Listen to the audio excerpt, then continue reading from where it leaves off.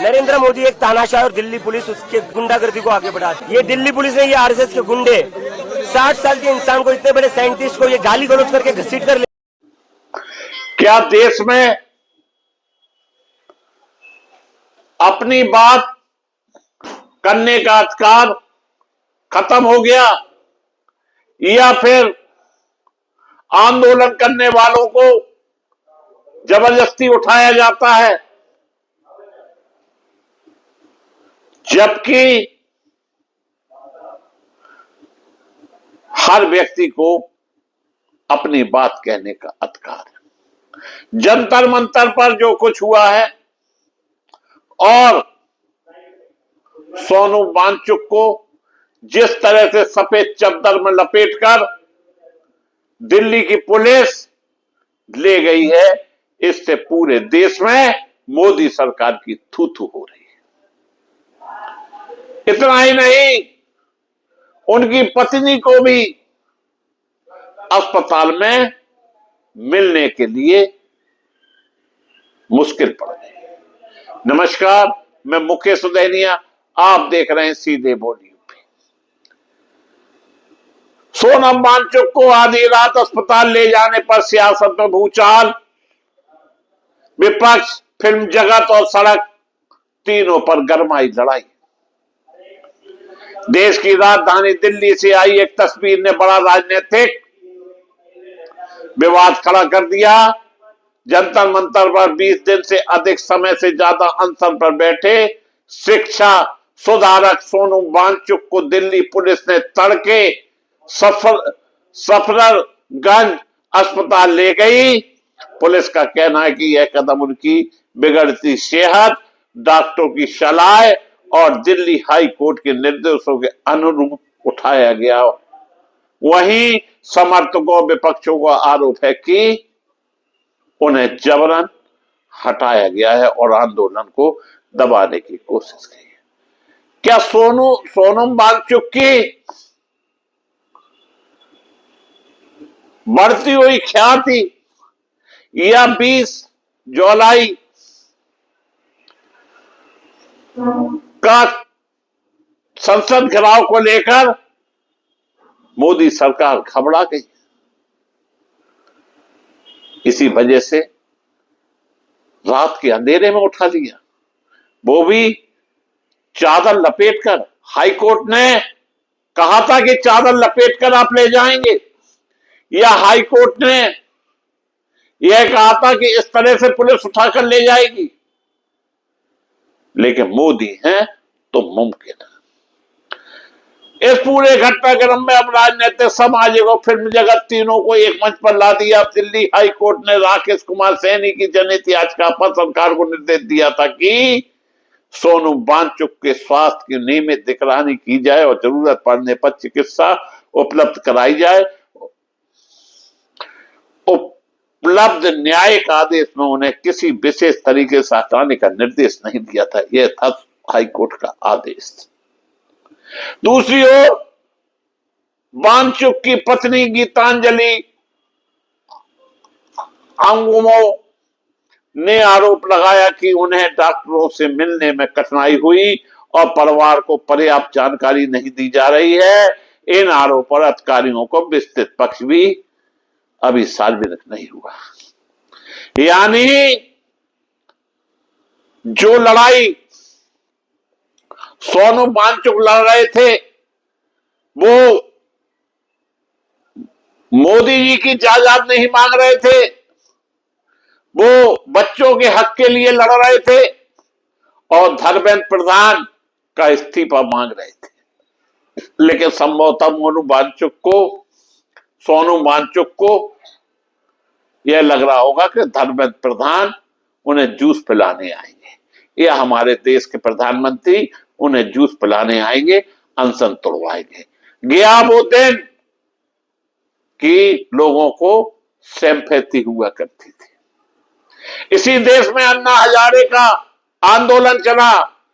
पूरा आंदोलन P plan से बनाया गया था और उनकी समय समय पर जांच होती थी और गोदी मीडिया बिकाऊ जो टिकाऊ नहीं है वो उनके समाचार दिया करता था कि अन्ना हजारे की ब्लड प्रेशर बढ़ गया, अन्ना हजारे को बुखार आ गया, अन्ना हजारे को फला आ गया, लेकिन सोनम वांगचुक के मामले में गोदी मीडिया का एक समाचार नहीं आया।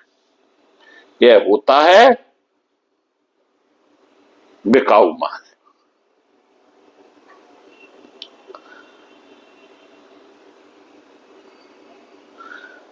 कांग्रेस नेता पवन खेड़ा जंतर मंतर पहुंचे, कहा कि लोकतंत्र में शांतिपूर्वक विरोध को सुना जाना चाहिए, अनदेखा किया जाना चाहिए। उन्हें सरकार पर संवाद से बचने का आरोप लगाया। इससे पहले आम आदमी पार्टी के नेता अरविंद केजरीवाल, समाजवादी पार्टी के सांसद डिंपल यादव, एनसीपी शरद पवार की सांसद सुप्रिया सुले सहित कई विपक्षी नेता भी वांगचुक से मिल चुके हैं और समर्थन जता चुके हैं। फिल्म जगत ने भी समर्थन दिया। यह आंदोलन अब राजनीति से आगे बढ़कर फिल्म जगत तक पहुंच चुका है। सोनाक्षी सिन्हा ने सरकार से बातचीत शुरू करने की अपील की। ओमी वैद, शेखर सुमन, विशाल ददलानी, प्रकाश राज, स्वरा भास्कर, सवाना आजमी, सोनी राजदान, नसरुद्दीन साय, रत्ना पाठक और अभय देव ओल्ड सहित कई कलाकारों ने अलग अलग तरीके से समर्थन व्यक्त किया। दोस्तों, ये लड़ाई अब थमने वाली नहीं है, लेकिन एक कड़वा सच ये भी है दोस्तों कि जिस तरह से सोनम वांगचुक उठाए गए हैं, याद कीजिएगा वो दिन जब देश में कांग्रेस की सरकार थी और अन्ना हजारे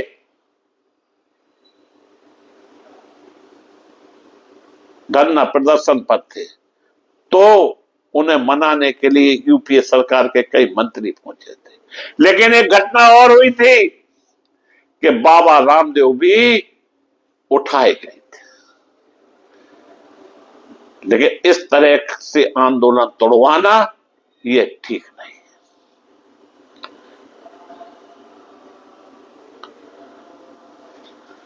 कांग्रेस जनता पार्टी सीजेपी ने पुलिस कार्रवाई का विरोध करते हुए आंदोलन जारी रखने और 20 जुलाई को सांसद मार्च की तैयारी जारी करने की बात कही। पार्टी के संस्थापक अभिजीत विप्रे ने भी पुलिस कार्रवाई पर गंभीर आरोप लगाए और उन्होंने कहा है कि वो आपको बता दें, भूख हड़ताल पर जाएंगे और उन्होंने आह्वान किया है कि 20 जुलाई को संसद घेरी जाएगी। हालांकि यह भी खबर आ रही थी कि राहुल गांधी सोनम वांगचुक का अनशन तोड़वाने जा सकते हैं। संभवतः यह खबर सुन के भी हो सकता है कि मोदी सरकार घबरा गई है। अब यह मामला केवल एक व्यक्ति अनशन तक सीमित नहीं रह गया। यह शिक्षा व्यवस्था, विरोध प्रदर्शन के अधिकार, पुलिस कार्रवाई और सरकार की राजनीतिक प्रतिक्रिया पर राष्ट्रीय बहस का विषय बन चुका है। हालांकि यह भी महत्वपूर्ण है कि उपलब्ध सार्वजनिक रिकॉर्ड के अनुसार अभी तक सुप्रीम कोर्ट से इस ताजा अस्पताल ले जाने की कार्रवाई पर कोई नया आदेश सामने नहीं आया। लेकिन अब कांग्रेस पार्टी के संस्थापक ने भी बड़ी बात कह दी, जिनका नाम है अभिजीत दिपके, कि अभी तक हम सिर्फ धर्मेंद्र प्रधान का इस्तीफा मांग रहे थे, अब हम देश के प्रधानमंत्री नरेंद्र मोदी का भी इस्तीफा मांग रहे हैं। यह वही जंतर मंतर का मैदान है जहां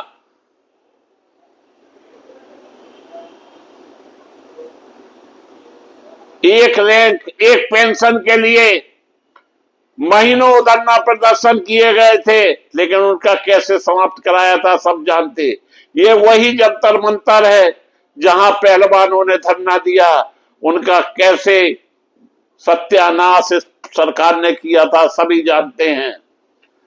और लोग नहीं भूले किसान आंदोलन, लेकिन इस सरकार पर इन सबसे कोई फर्क नहीं पड़ता। सरकार अपने ढंग से चल रही है। इतना घमंड सरकार में आ गया है कि वो ना शिक्षकों की बात सुन रही है, ना सैनिकों की बात सुन रही है। जो मन में आ रहा है वो कर रही है। देखना यह है कि 20 जुलाई को संसद का घेराव कैसे होता है। इसी घेराव के चक्कर में मोदी सरकार बेचैन है और सोनम वांगचुक को चद्दर में लपटकर या अपहरण कर लेकर गए, और इसका क्या परिणाम होगा यह तो आने वाला समय ही बताएगा। लेकिन एक देश के 140 करोड़ लोग जो कि अगर मोदी को चुन सकते हैं तो मोदी को सत्ता से बाहर भी कर सकते हैं। देखना यह है कि इस देश की जनता का, देश के युवाओं का इस पर क्या निर्णय होता है। इसी के साथ मैं अपने शब्दों को विराम देता हुआ पुनः आपसे निवेदन करता हूं कि आप चैनल को सब्सक्राइब करें।